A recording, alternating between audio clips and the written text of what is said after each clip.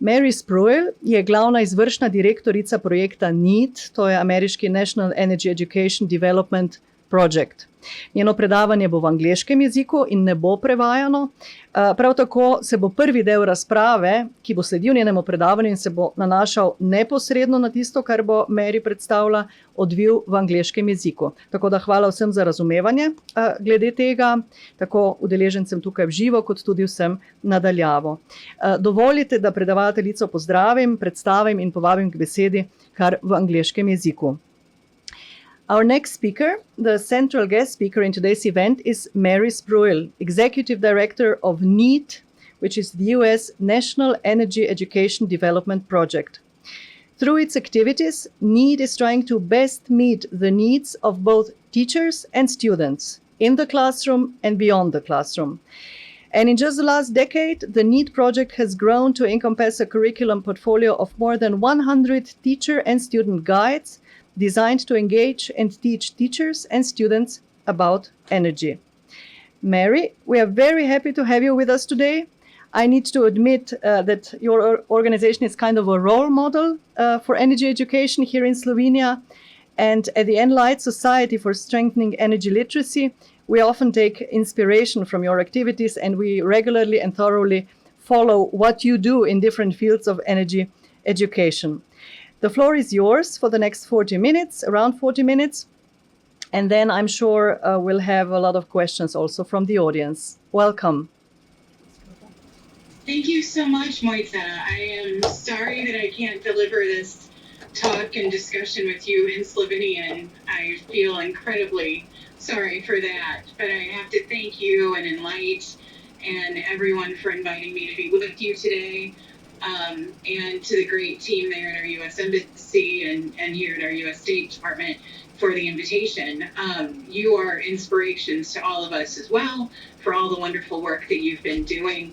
I do have some slides prepared, so I will share my screen if that's great and okay with you all. And we'll have a good conversation here. I want to share a little bit about what we've been doing.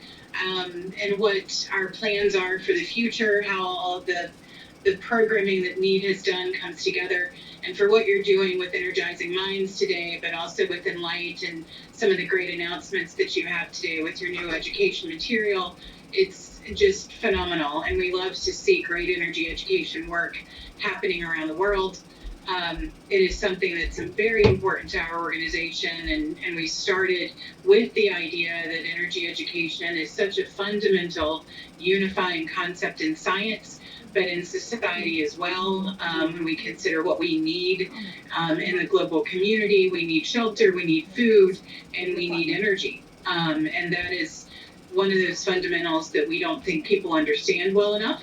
And we are constantly working to help the community understand more about energy and all of the impacts and intricacies that come along with it. I want to say congratulations. I believe it's the 10-year anniversary for you at Enlight. And when I was looking through the material, we were excited. The energy literacy guide that you all were able to translate and promote was something we worked on here closely with the U.S. Department of Energy.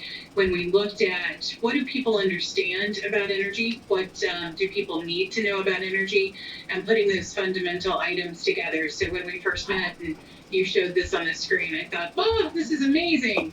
I'm so excited to see it getting such use, and all of the time we spent sitting in rooms complaining about what people don't understand about energy and why is it so hard to get the message across.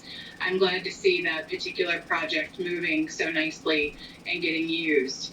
A little bit, Moitza shared a little bit more about us, but give you just a little bit more background as well. We were started in 1980, so this is our 44th anniversary year, and we're planning something big for 45 next year, we hope. So if any of you want to come and join us at that point, please do. Our mission has not changed over that time. We see a lot of NGOs will have a lot of mission creep, and we've tried our best to make sure we stay pretty close to what our original plans were. And that's the promotion of an energy conscious and educated society, and doing that with networks and coalition building and finding partners who align with our goals and whose goals can equally and happily align with what we want to work with and do in the energy space. And that comes from students, from educators, business, government, and community leaders, and in the design and delivery of education programs. And when we consider education programs, we'll talk a little bit about what all of that looks like for us. In 1980, we were very pleased and fortunate to get a small grant from the U.S. Department of Energy to kick everything off as an organization. And at that time, we had a presidential proclamation from U.S. President Jimmy Carter.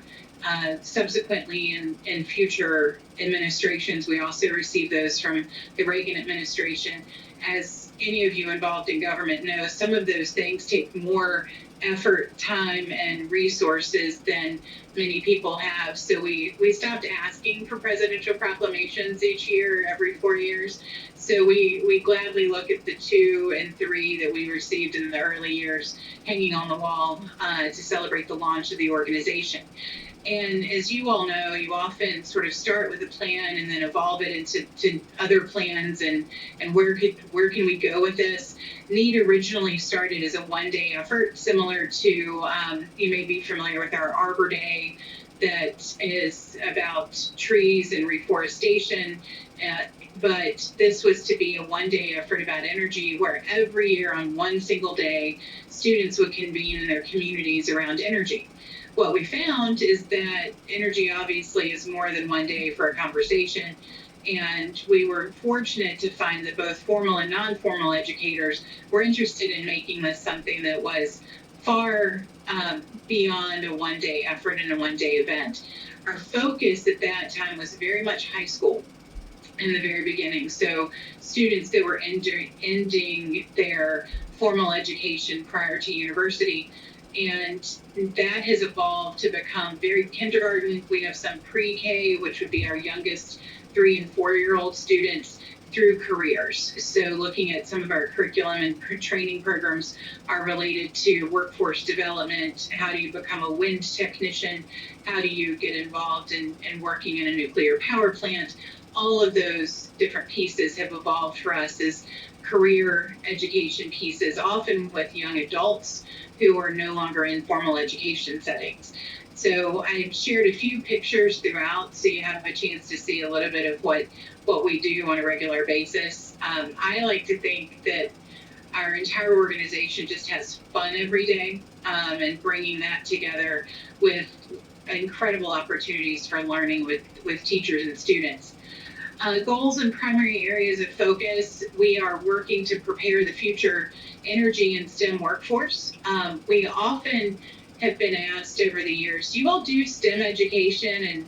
And we giggle and laugh a bit at that because as you all know, STEM put together as a phrase and as a word has been something that's only probably in the last decade to 15 years. And we thought, yeah, we've been doing STEM education for 44 years.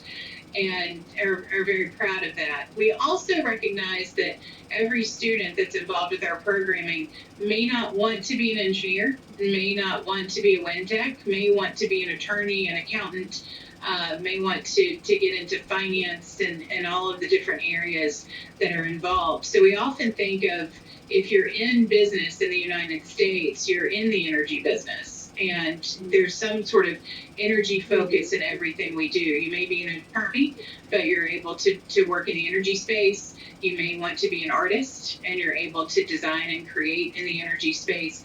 We very much want it to be an opportunity for students of all interests to learn about energy. At the end of the day, each of these students are also consumers, and they're making decisions about their energy choices. They're making decisions about the products that they buy. Their families are. Each of our teachers is a member of the community and considered a leader in each of our communities. So all of the things we do are trying to make sure that energy goes throughout, and it's unifying. It's a discussion that's something that can bring people together to consider what the future of energy looks like in the United States and around the world. So our goals are very much to prepare those smart consumers who can make good decisions and thought out decisions and educated decisions about energy and energy use. We are providing what we can whenever we can. You all will appreciate what it takes to get data and good data. We provide what we consider the most accurate, timely, and authentic energy curriculum and training. We don't want to see material that's a decade old being taught in the classroom or in a non-formal setting. We want to make sure we're delivering timely information. When the textbooks that are often used in U.S. high schools, you'll see something that is still discussing something that was 15 years ago in a science textbook about a technology that we're way beyond at this point. So we want to make sure we're always timely. The energy space and energy is changing every day. Some new technologies in place, some new breakthrough in the science is there, some new engineering opportunities, and we want to make sure we're accurate and timely and authentic in what we're doing with teachers and students. And training these educators, what we have found over time is that our preparation of our educators, both in the formal and non-formal space, doesn't include much energy. So they're going to college to get education degrees and university, but then they're not getting any energy as they're going through that. So we're finding, although there's a requirement in many states to teach energy in the United States, there's not any formal preparation of teachers to actually deliver any content about energy. So that training and support of educators to be able to teach energy in the classroom and in non-formal settings is incredibly important. And all of our training programs are open to those who are working with student advocacy organizations, student programs, youth groups, faith-based organizations, as well as the classroom. So we'll see a lot of our material and our programming being used in what would be a secondary physics program, but also in an environmental club done by the Student Government Association inside of the school building, or in boys and girls clubs, youth advocacy organizations, Saturday programs, out of school time settings as well. And everything that we're doing has a school-to-home approach. So engaging the families, the general public through outreach and education opportunities. We look at the data analytics off of our websites, and we're often surprised where some of the traffic comes from. And it's not from schools, it's from the general public looking for good information about energy.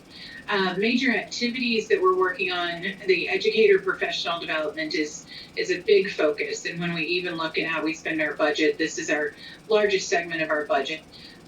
The curriculum development, design, and delivery, we have a great team that looks at two things. We very much, I think, work with two clients as an organization. We're working with educators and teachers, teachers, students about what's needed in the classroom, but we're also working with an energy industry and energy associations, energy organizations, government agencies that want people to understand energy. So we find ourselves very much at what I consider a sweet spot, where it's an intersection of both the need to teach energy and our partners' interest in making sure students and teachers are learning about energy. So that's often where we are with our curriculum development. It may not be something that's required to be taught in the classroom, but we believe it's important for students to understand it. So it will be developed into our curriculum and put out through our training programs. Hydrogen's a good example. There's not a lot of discussion in U.S. standards for teaching about hydrogen, for example, but it's very important for students and teachers to understand the role of hydrogen, what that role is going to look like in the future, and making sure that that's part of the discussion. Student engagement and leadership, which I know is so important to Enlight and to the programs that you're doing, is fundamental to everything. If we didn't have our students, we wouldn't have nearly the reach that we have. Students are both wonderful advocates and activists for just passionate opportunities to teach about energy, to learn about energy, and to share. You probably, if you're familiar with what we do, you know we have a kids teaching kids approach to everything we do. So students are learning, and then they're turning and teaching their peers, their families, other educators. We will often have a team of students come and help lead our educator workshops. And you've never seen something more magical than a room full of teachers being taught by 14-year-olds or 15-year-olds or 10-year-olds about energy, because those students have worked so hard to learn about energy and have so much to share.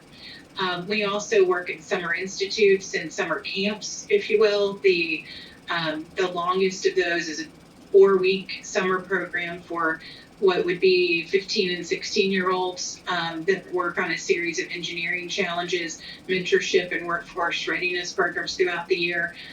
We also manage, and this is something we never thought we would be doing, many of our partners don't have the internal capacity in their organizations and their companies to manage their internships. So they'll often do an external internship effort with us where we're managing the students, we're putting them into the company in different opportunities, doing field trips to facilities, and having them engage with company mentors. But at the same time, our partners aren't having to figure out how to onboard several 16-year-olds or 17-year-olds as interns during their very busy, very packed days. So we handle the care and feeding of those interns.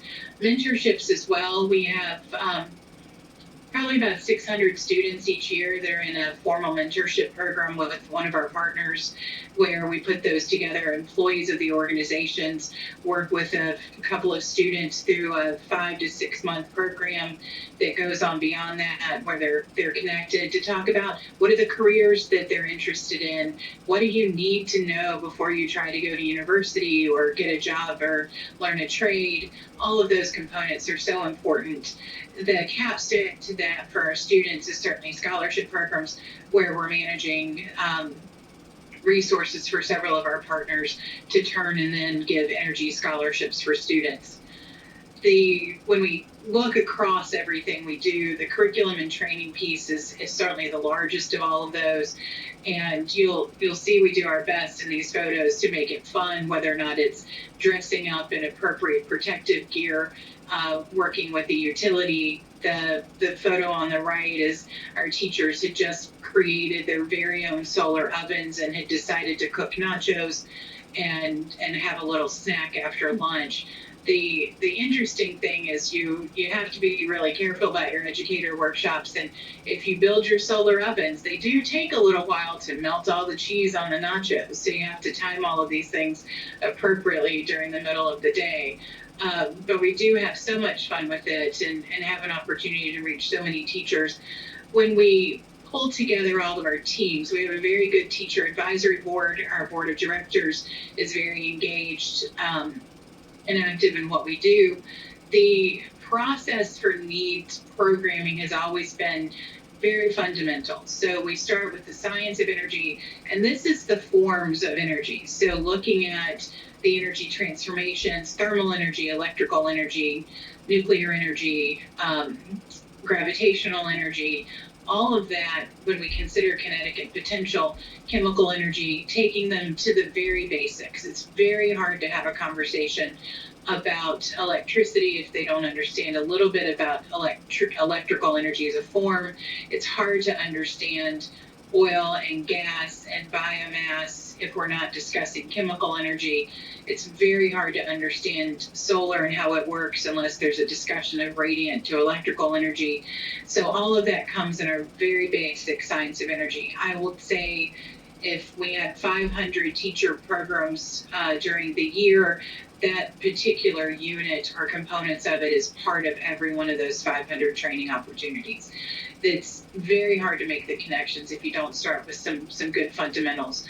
From the science of energy, we get into the sources of energy, and these are the major sources we use in the United States and globally as well. Looking at that data, we'll take a look at that in a minute. And how do we use them? Where do they come from? How are they developed? How are they harnessed? what are their impacts in terms of environmental impacts, economic impacts. And we do a lot of debate at this point with students, even at the youngest ages, where they look at what the advantages and disadvantages of those energy sources are. They'll debate the topic, they'll debate the technology, and really open up their opportunity for understanding why we use some of the sources that we use, what we might use in the future, and how do we develop a deeper understanding of those energy choices. From that, how do we use energy? We get into electricity generation and transmission. What does that look like for communities when we're considering how we're going to electrify even more than we are? If we're adding as many electric vehicles to our grid, what's that going to take? So helping people understand very much how electricity works. It is, and I'm sure you all have experienced it, incredibly frustrating when you ask people, where's electricity come from? And the answer is the outlet on the wall. With a huge part of education to be done there for explaining the entire system behind delivering flip of the switch, speed of light, power to an outlet on a wall or a switch on the wall, and helping people understand all that goes into giving us the electricity that we need and need more and more. I was in a presentation yesterday about data centers and the significant impact that AI is going to have on how much electricity we need around the world.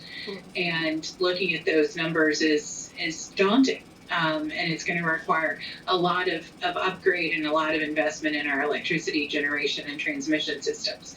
We also get into transportation. How do we move people, goods, and services around the world? What fuels are we using? What are the opportunities for energy efficient transportation? What are the choices that are out there in terms of low sulfur diesel, or is there a way to make cleaner gasoline? Looking at electric vehicles, looking at hydrogen fuel vehicles, all of those components as part of our transportation system. Then we look at energy efficiency and conservation. And we found over time that a lot of organizations will jump into efficiency and conservation, and then when we talk to students about what they understand, they're turning the lights off, which is great, but they have no concept of why. There's no discussion of why insulation. So we try to start with all of these other components so people can truly understand why it's so important to conserve and to look at energy efficiency technologies. And we did a program, and the U.S. Department of Energy had the Change a Light program, and the United States EPA as well, the Environmental Protection Agency, had a program called Change a Light. And the goal was to get students to change light bulbs in their homes. And that was a time where we were switching from incandescents to CFLs. Certainly we're far into the LED space now, but it was giving students light bulbs to take home and change. And our organization was involved in probably over 1.5 million light bulbs being changed in the United States. We had students with some of our state governors and first ladies changing light bulbs in the governor's mansions and the governor's residences and all of that. It was great fun, but we would often ask the students, why are you changing the lights? Well, it's a campaign to do it. And we wanted to make sure that there was a much deeper understanding of why you would change that light. And we worked with DOE and EPA to put some education pieces behind that so they were understanding why we were getting into those deeper conversations. The capstones of all of this are the career readiness piece and climate science. So why do we learn about all of it? To be able to make smarter decisions about where we're headed in terms of climate change. How are we going to mitigate? How are we going to arrest climate change as best we can? And what does that take? And how fast does it have to happen? How big is the issue? And whether or not, as we've certainly found for our students, they're daunted by how big the issue is and how much it's going to take, and trying to keep it in what I consider bite-sized pieces for students. You can make decisions at the local level. You can have personal choices about what you are doing with your energy. You can be smarter about your energy efficiency, and you can be smarter about how you are conserving energy at home. And all of those very, very simple, very personal decisions and personal choices and personal actions can make a big impact in terms of what we're seeing in climate change. At the same time, it's going to take people and organizations and entities much bigger than each of us as individuals. And certainly we're all doing our best to work toward that. There are 150 modules of material. It's all available at need.org. So certainly it's in English. We're working with our partners who will often say, hey, could we translate some of these materials? That's always an option as well if needed. The science of energy, we talked a bit about what that looks like, our sources of energy, getting into all of the renewables and non-renewables, electricity generation, looking at the system as a whole, but then also doing some simple wiring activities. We had students building small desktop transformers this past summer to really understand how electrical energy is distributed and transmitted around their homes and their communities.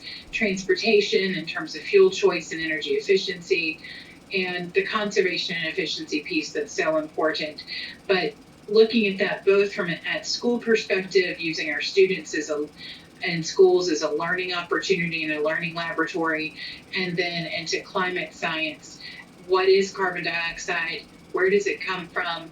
How do we mitigate climate change? Are we able to store carbon? What does carbon capture and utilization and storage look like? And getting into all those things.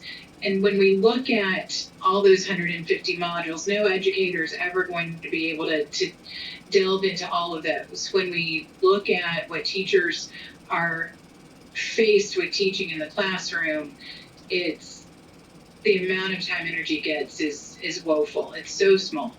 And we want to make sure there's plenty there for them to find and to use in their classrooms.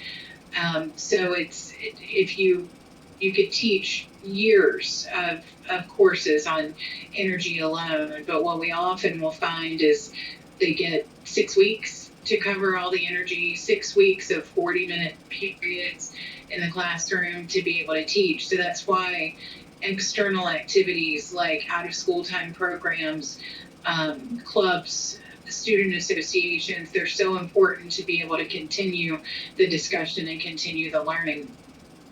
Everything as we've talked about really focuses on the energy basics for us, understanding. When we talk to adults, there's no understanding of those energy basics, what energy lets us do, what energy provides for us. We often, sadly, laugh a little bit about no one cares about energy till the power goes out, and then everyone's very interested in where their electricity comes from. So making sure that everybody's understanding those energy basics. We also use a lot of data, and I'm very impressed in the way you all are using your data from your statistical agencies to help people understand energy. This is a overwhelming chart, but we use it in all of our teacher training programs so that they're able to really understand what it is we're doing with the energy we use. And our U.S. consumption, you'll find, and I'm sure you all have found this as well, data has an 18-month to 2-year lag by the time it's collected by your statistical agencies and actually reported and confirmed.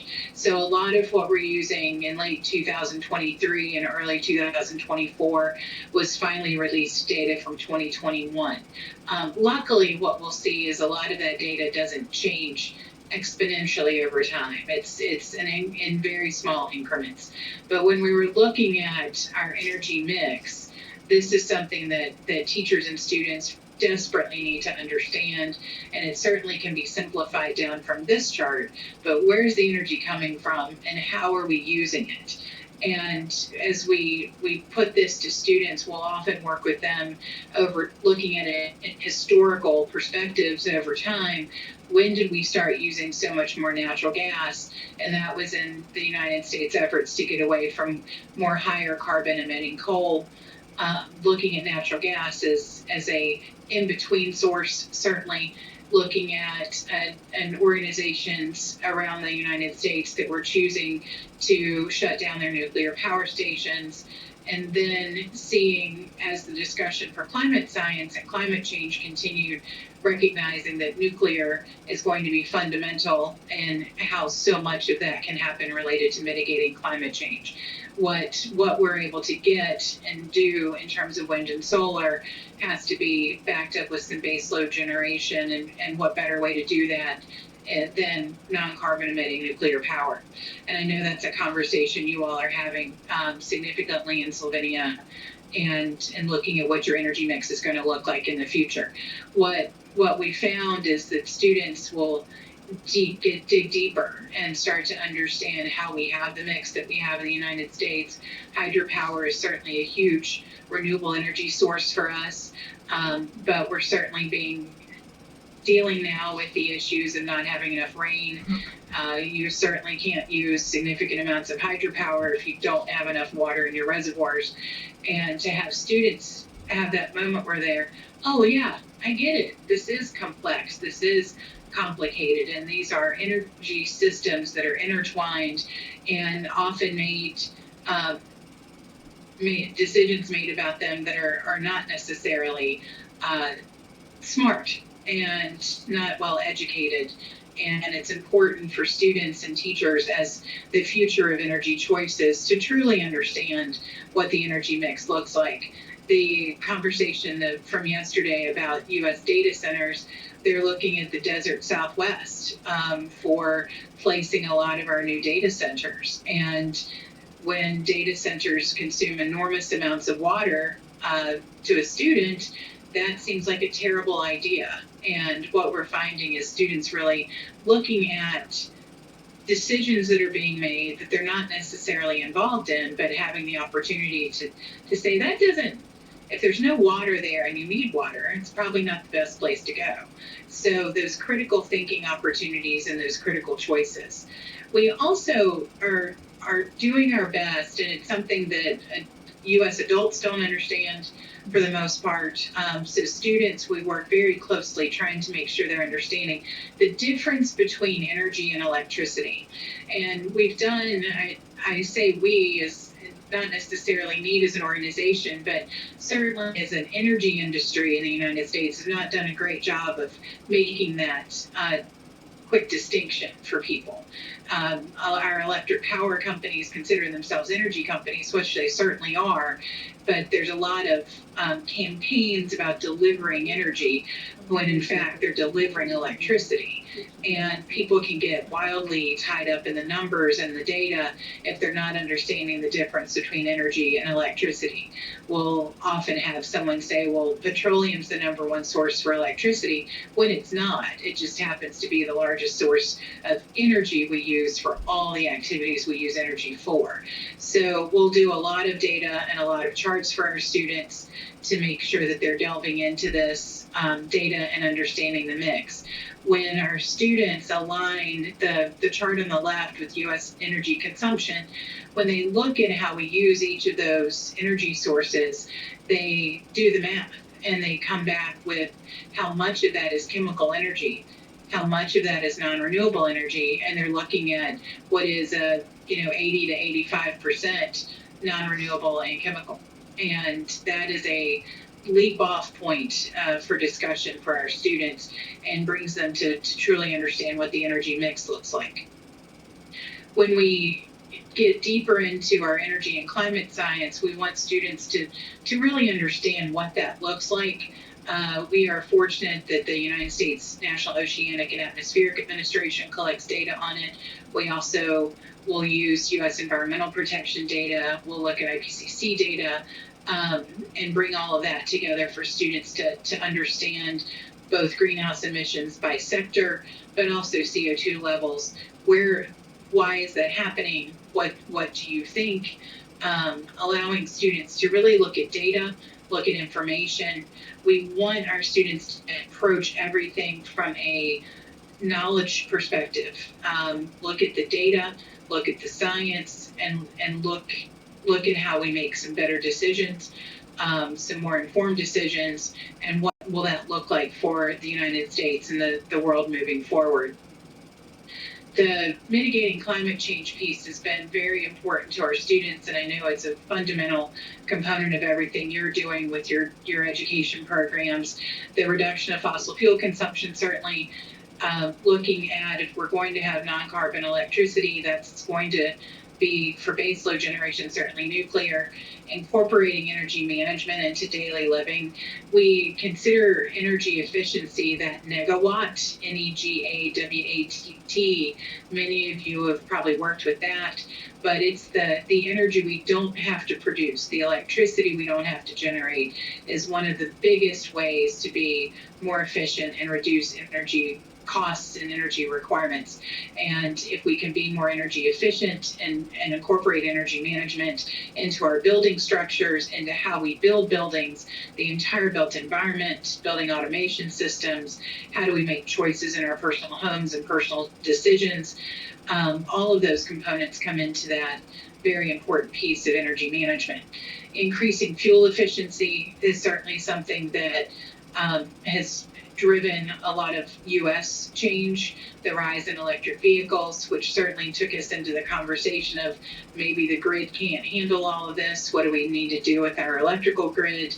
All of those discussions. And for students to come out of our programs and say, I want to change this, I want to learn more, I think I have great ideas, but also understanding that it can be complicated and complex, and there are many externalities that come into play when we're talking about energy.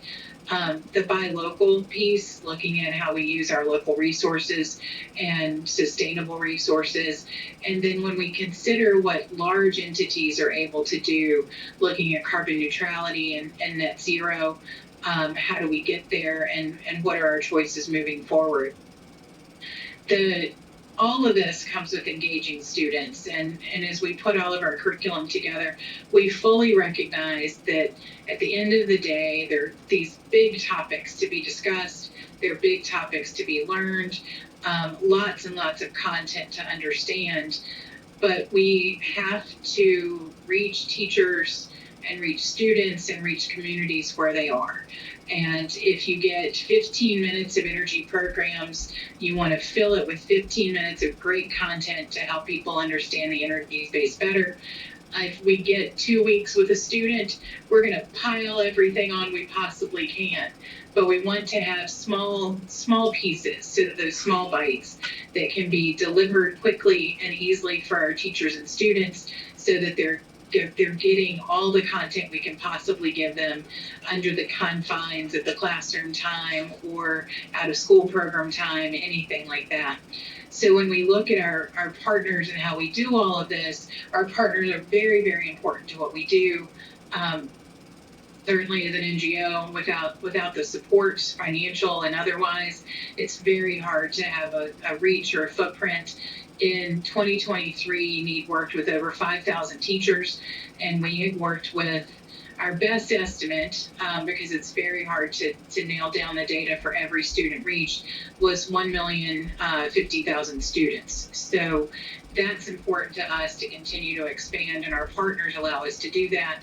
Certainly many of our partners, when they look at their relations in local communities, there's an interest and an impact of working with underserved communities. And those will be historically disadvantaged communities.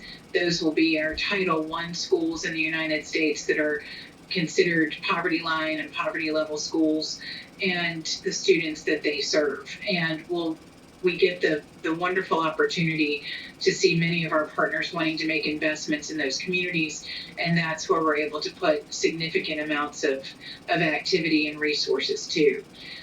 We pulled together our teams to look at what the program plans and components look like. Are there training camps? What new curriculum do we need?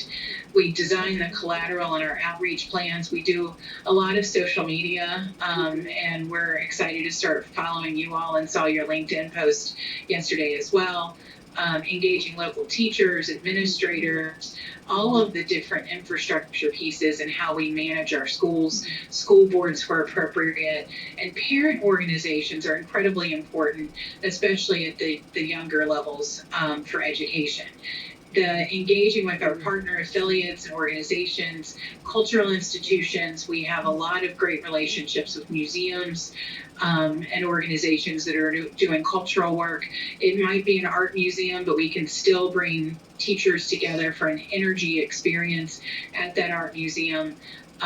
Bringing all those cultural institutions together to talk about energy, to talk about climate change, and to really help teachers and students in the community understand.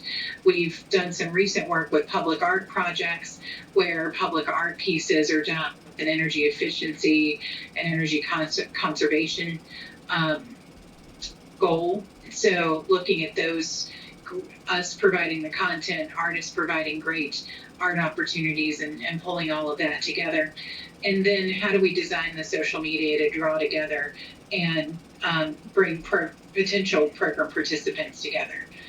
There have been a lot of questions about our teacher development over the years, and how do we do it? How do we bring people together? It's hard. The pandemic did not make teacher training any easier. We immediately went to Zoom in March of 2020 with everything we could provide, and by the time we were able to say it was sort of done and completed, we had 2.5 million minutes of training done in Zoom with teachers, and that was shipping of materials ahead of time to teachers. It's very hard to do hands-on science in a remote and virtual setting, but we started collecting teacher home addresses, sending boxes of hands-on science materials out to teachers, and then they would join us during the day, join us on a Saturday for a teacher workshop, pulling together all that we could to make it a great experience. Some of our workshops will be half days, some will be 1 to 2 days. Our largest for educator development is a week-long program where it's many people consider it summer camp for teachers. So bringing them together for a fun week, that's in Philadelphia, Pennsylvania in July of 2024. We're already planning for that. And certainly if any of you all are ever interested or able to join us, we welcome you at those opportunities as well. We also work very closely with the Science Teachers Associations that both serve formal and non-formal educators around the country. And we'll do sessions and presentations, both hands-on and lecture style at those conferences. It's a great opportunity. You've got 10,000 science teachers in a building, then it's a smart place to be for us. So we'll have some tables with activities and information about how to get more involved, but then we'll also make sure that we're hosting several sessions that might be interested. We write a lot of proposals to make a lot of presentations. The core to our material being able to really be used in the classroom, the U.S. Department of Education as well as state departments of education. It's important to realize that in the United States, everything is locally based. So the U.S. Department of Education gives some guidelines to states, but then states are making the decisions as those local entities on what's taught in the classroom. So we are fortunate every few years when some of the science convening organizations choose to come together and offer up opportunities to look at what those education standards are. And several years ago, they put together what's considered the next generation science standards. And most states, of the 50, most of the states chose to align to those next generation science standards. There were some states that chose to still do their own standards. And what that meant for us is that we were able to do alignment of all the curriculum, those 150 plus guides and modules, to the next generation science standards, and then do the additional states that have their own standards. And this will be something like with 10-year-olds, you're teaching photosynthesis, and what activities among the NEED curriculum are aligned to teaching photosynthesis. What's considered advanced environmental science in the high school level with 16, 17, 18-year-olds is a place where they're looking at social science interactions with science. So there'll be a piece where all of the activities that we get into social science and policy are aligned with our science pieces inside of these standards. And this, I will say that I don't think many teachers need to take a look at this on a regular basis. They know their standards. If they're paying attention and engaged with us, they know what our NEAT curriculum can serve and do for them. The alignment to the standards has really allowed school districts to say, we want you to use NEAT curriculum and NEAT material for 6 weeks, or yes, go ahead and add it to your daily content that you're delivering to students in your activities. It's allowed us to be able to be integrated into more of the education system because we were able to say which standards we align to. As we think about all of this in our toolkit, I just want to say congratulations to the launch of Energija and to Enlight and the partners for the launch. When you see such a beautiful toolkit come together, I can only imagine the amount of work. So a big congratulations from your fans in the United States and certainly in our organization for what's coming together for that. And we look forward to seeing where all that goes. If there's ever anything we can do to help support it, please let us know. As we think about youth engagement, it's so important to recognize youth passion, to recognize youth engagement. And we have, in June, we'll celebrate our 44th Youth Awards Program for Energy Achievement. And this is, I hesitate to call it a competition. It is a competition. But students and teachers and schools from around the country will submit, they were due on Monday, a PowerPoint or video of their energy projects throughout the year. What did you do to teach your community about energy? What did you learn as you were doing this? What were your evaluation methods? Tell us more about everything that you learned and how you did outreach to teach more people about energy. Many years ago, these came in as scrapbooks that were 30 pages of scrapbooks, notebooks filled with photos and data sheets and goal setting and all of that. In the digital space, it's turned into much more bright and exciting videos, great PowerPoint presentations. And we have a series of energy stakeholders, partners, former educators, retired teachers who review these projects, and awards are given at the state level as well as our national awards. And those students are invited, the schools that are winners in the program are invited to Washington, D.C. for 4 days at the end of June. They work on hands-on energy challenges in small groups. They do a tour of the nation's capital, Washington, D.C. We do a dinner cruise down the Potomac River for them. All of those things coming together, and the opportunity to see students, and usually we have about between 400 and 500 students at that event, getting an opportunity to learn together, to meet like-minded students who are interested in teaching and learning more about energy, and to meet their families that come with them as well, and the great educators that they work with. It's the best thing we do every year. And it's so much fun and so interesting, and it's an opportunity to celebrate great energy education work being done. And then certainly social media, so people stay connected. We do our best to keep our website up to date too, because we do see a lot of teachers use social media for their own personal fun, but they don't necessarily go to it for content. So we keep all of our resources available as much we can, and make sure we're telling people about what's happening, sharing great content, and sharing wonderful opportunities with our schools. And that takes me to the end of my talk. So I will stop sharing my screen, if I can get it to.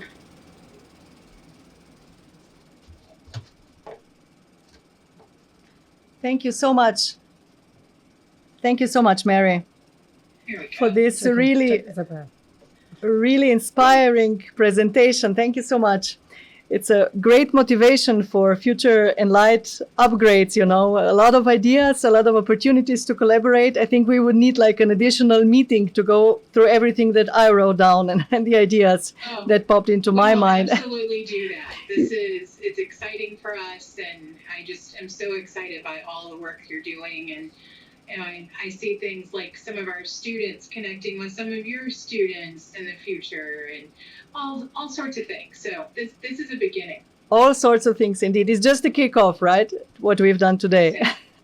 Exactly. We have identified some interests from the audience for some questions related to your presentation or to the mission and activities of NEET. If you're happy to take a few questions. Oh, absolutely. Absolutely. So who will start? Perhaps Eva, the representative of our Youth Energy Climate Forum and also a member of the Enlight Society. And then I also see raised hands from some of the expert partners of Enlight. Certainly. Hello, Mary. I wrote my question down because it's a bit lengthy. So in my presentation, I mentioned how education and energy literacy can be the first step towards a more active citizenship among young people. However, I find it's often difficult to motivate them, or if I can phrase it a bit better, to find opportunities to educate them about energy, because like you said, it's a complex topic. It takes time. And I think it can be even more difficult to motivate them to engage in energy decision making.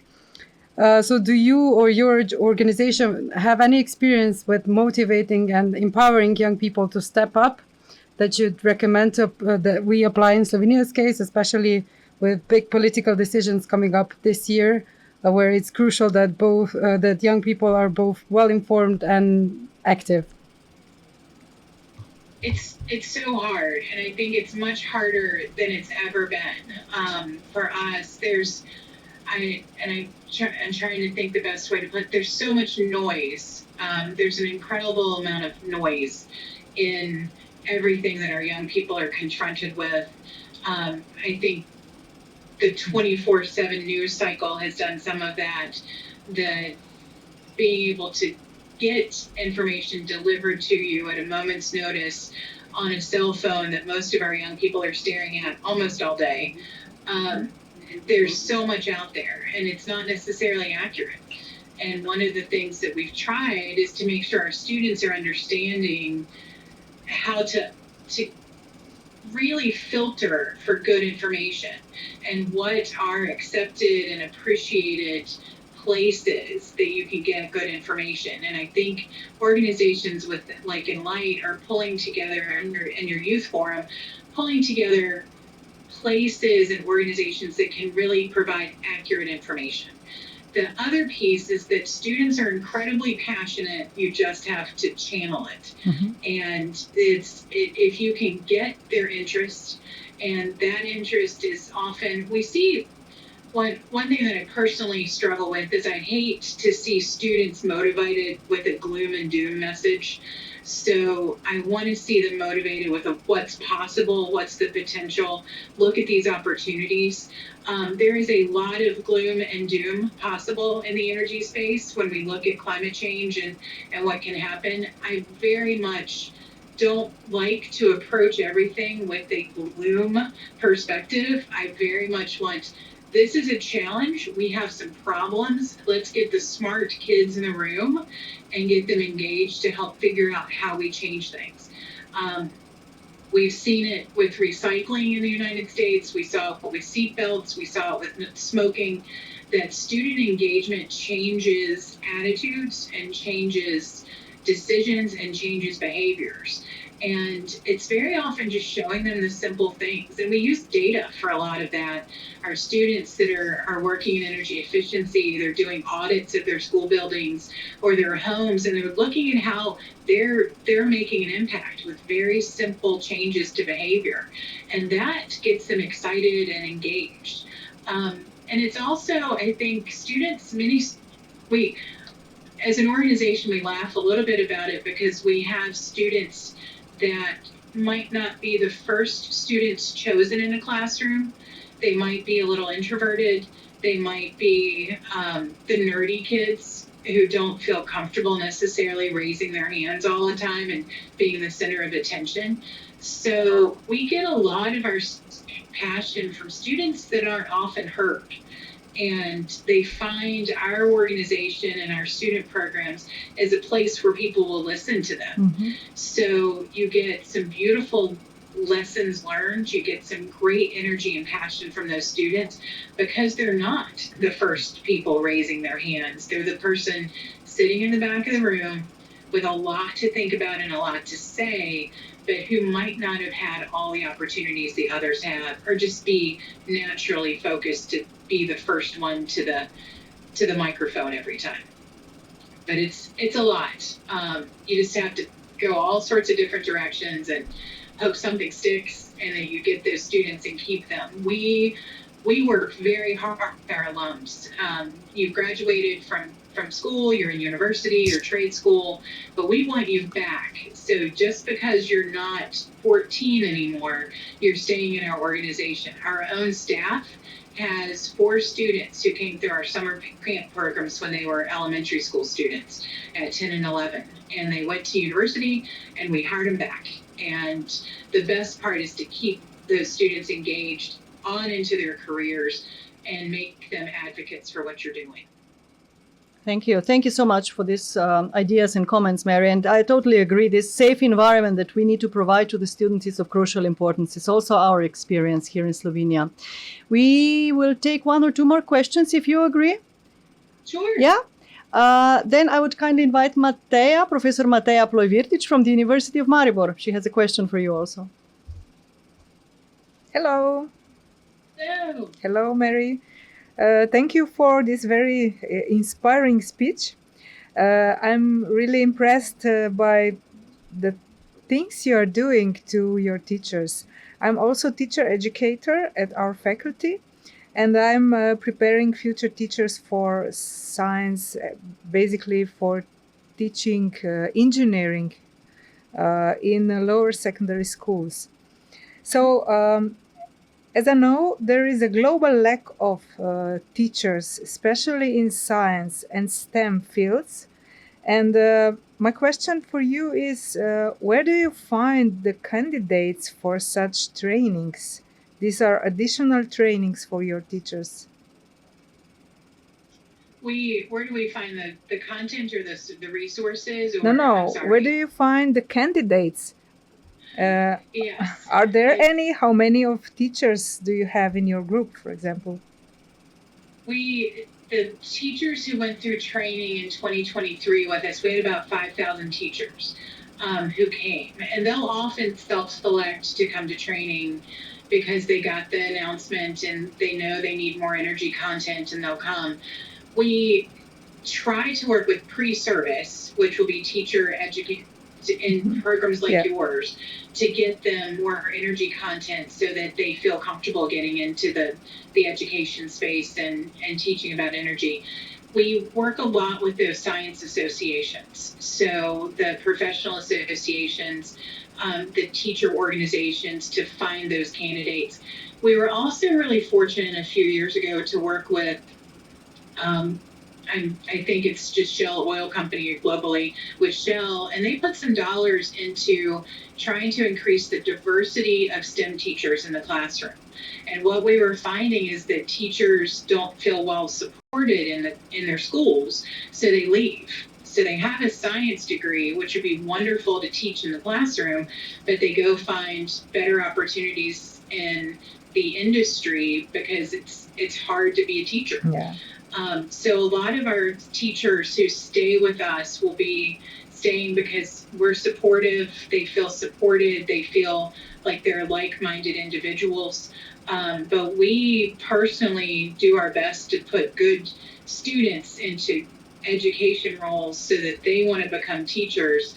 And I don't care if one of our students wants to go teach or wants to go be an engineer. I would like them to do both.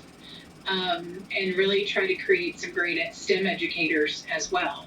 It's hard. There's not enough content knowledge.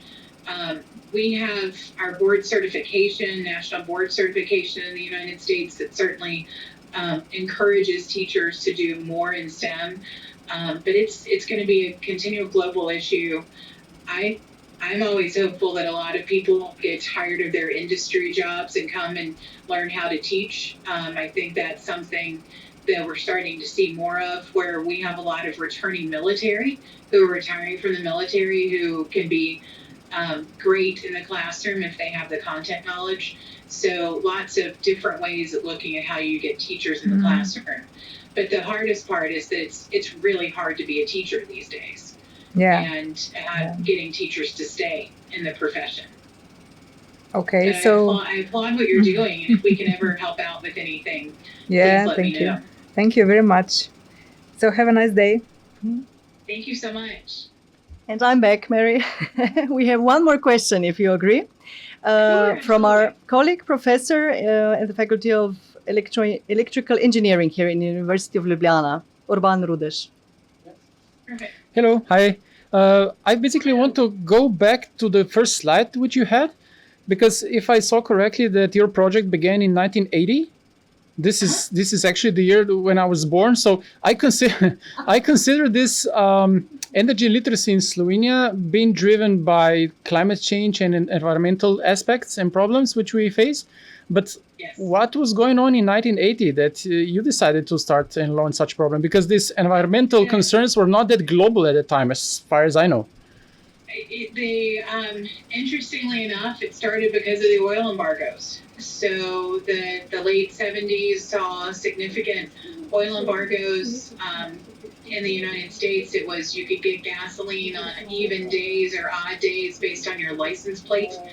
And that's where it all started, and a real understanding of a lot of decisions being made about what power generation to build, whether or not more hydro dams were going to be put into place on our rivers, how long is a nuclear power plant going to be able to be licensed for, all of those. So it was very much coming out of the late 70s with President Carter putting a sweater on in the White House because he turned down the heat to save money because the prices were so high. Very much came from that. And it is interesting in that after 44 years, you see, and I'm old, but I wasn't here the whole 44 years, but it's how the same things come back around, and we see prices spike and everyone cares all of a sudden about it. And economics is a significant driver, and certainly climate change is as well. So that's congratulations on your 44th year. Thank you. Thanks. Thank you very much. Is there another question from the audience, perhaps, for Mary? Otherwise, I would like to kindly thank you very, very much, Mary, for being with us, and hope you will be with us in our future endeavors and looking for synergies. As said, it's a lot of ideas on our side, how we could collaborate. So many things we can do, and thanks for inviting me. This was so much fun, and you all are just a joy to work with, and anything I can do to help out, just let me know. And I know you will have lots of great ideas for the rest of the day, and let's collaborate and share, because we can learn so much from what you're doing, and we appreciate you so much. Thank you so much, Mary. Thanks again. Bye-bye to the US. Bye-bye. Bye-bye. Have a great afternoon. Thank I'm gonna you. Start my day. Yeah, good morning to you, actually. Yeah, we forgot to mention the time zones challenge. No, this is great. It is wonderful to get to do it. So thank you so much. Is it a nice morning for you with sun outside starting so soon? It is very nice, and I hope you have a great afternoon. Thank Take you, care. Mary. Bye-bye. Bye-bye. Bye.